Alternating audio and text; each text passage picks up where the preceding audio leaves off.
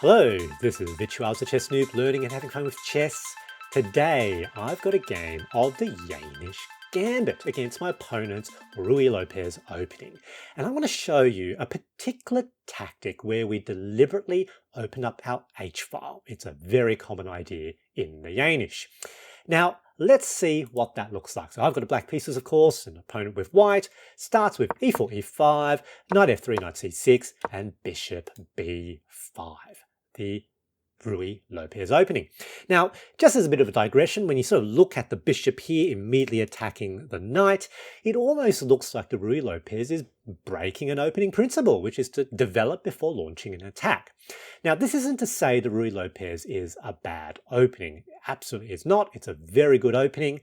However, a conceptual idea here is that when white, or when the opponent breaks an opening principle, in this case by making a very aggressive early attack, it costs them something.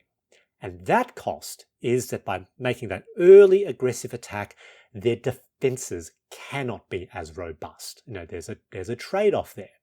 And that means that early aggressive attacks are liable to an aggressive counterattack. And we see this in a number of potential openings, which are very aggressive. So for instance, like, you know, the fried liver, there are some aggressive counterattacks possible.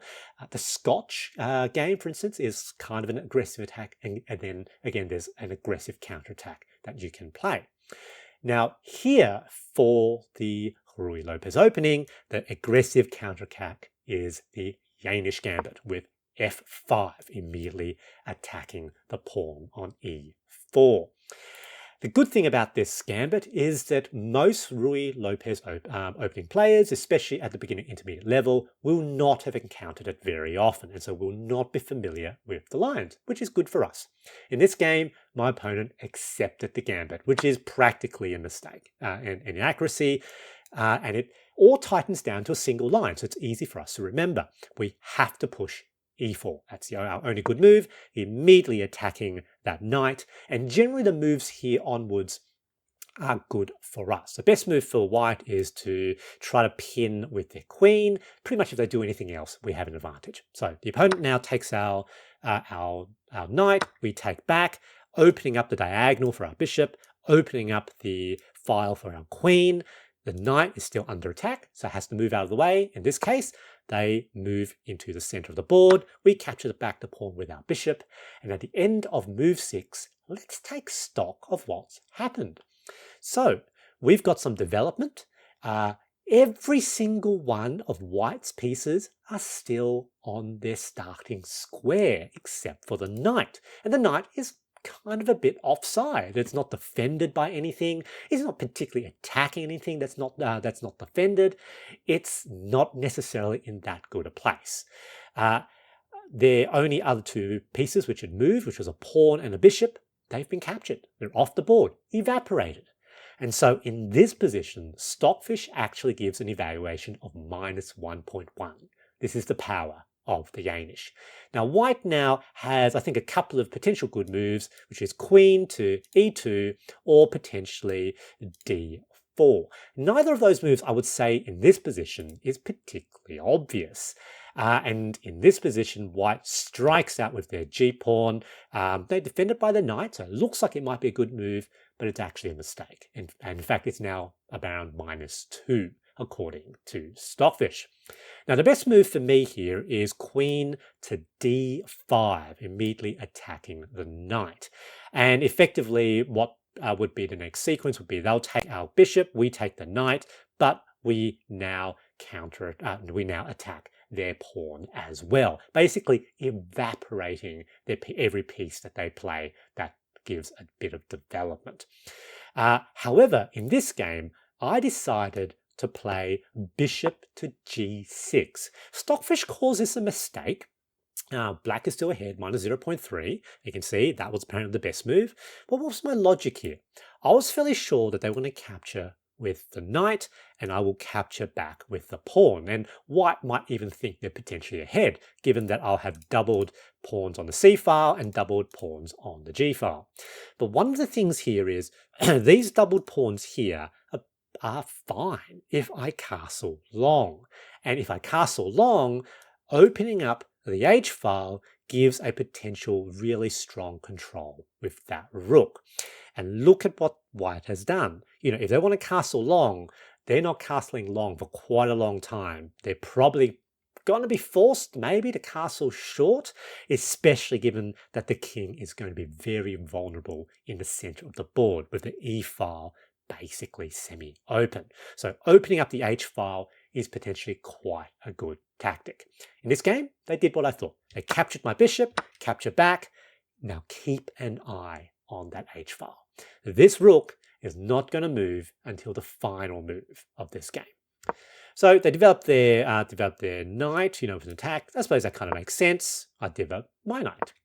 They defend that pawn. Probably didn't necessarily need to do that. You can see Stockfish keeps thinking that they need to play queen e2.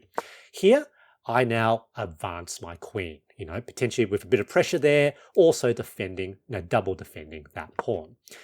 They now push that pawn forward. You can see that that was a mistake. Logical, isn't it? With a double attack, but that's potentially a mistake because now I have, I'm able to long castles, get my king out of there. Again, Stockfish thinks that this was a mistake. You can see a much more aggressive line where I immediately attack that knight. However, in this position, after white, sort of blocks that potential pin with the bishop, it just gets a bit complicated. There's not an immediate, killer blow. It's an engine line. When I played that, I considered that move, but I saw that I couldn't really see where the potential win is, which is why I didn't play it. I want to get my king out of there. Now, bishop to e3, attacking the queen. That doesn't really work. Maybe they thought they had an attack on that pawn there as well. But, if I move my queen and they attack that pawn, that queen basically gets trapped with b6. So that's not really a threat there. And by moving their bishop, this pawn is now weak. So queen to b4 now with an attack on that pawn. They decide to attack my knight. That's okay. That knight is, of course, pinned to the king. And so now let's bring in another attacker on that knight. So that knight potentially is going to be lost. They give a check. That's fine. Move the king out of the way. They take. That's okay. I take that pawn.